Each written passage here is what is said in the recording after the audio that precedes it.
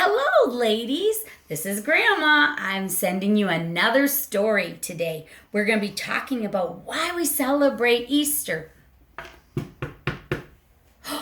Somebody's at my door. Just a minute. Come on in. Hi. Hi, Molly.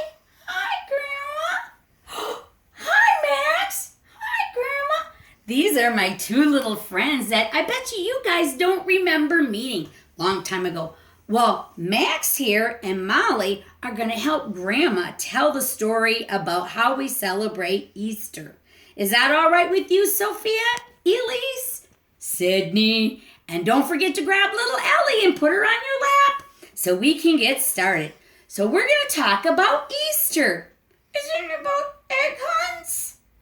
No, Molly, even though egg hunts are fun, Easter is much, much more than just egg hunts.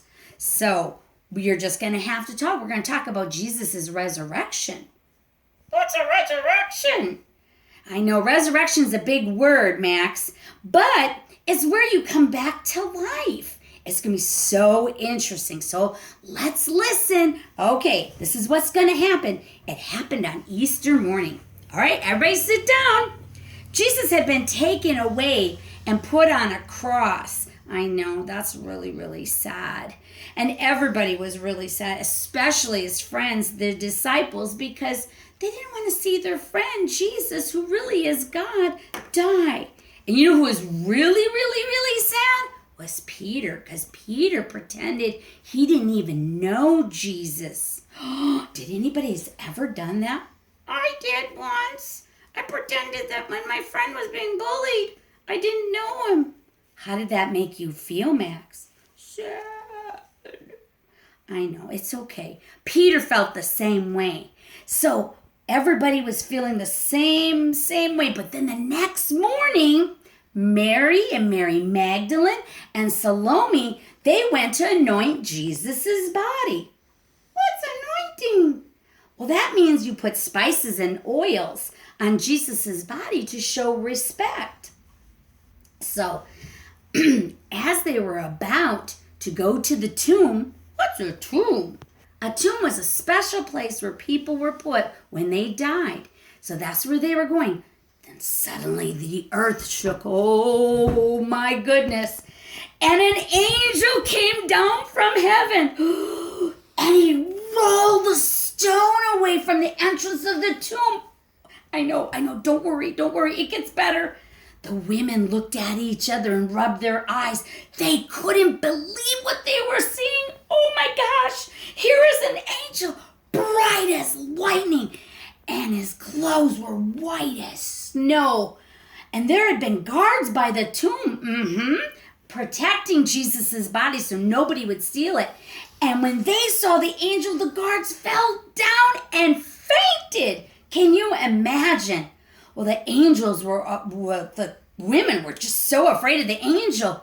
And the angel said, "Do not be afraid. I know you are looking for Jesus, the one that you thought was dead.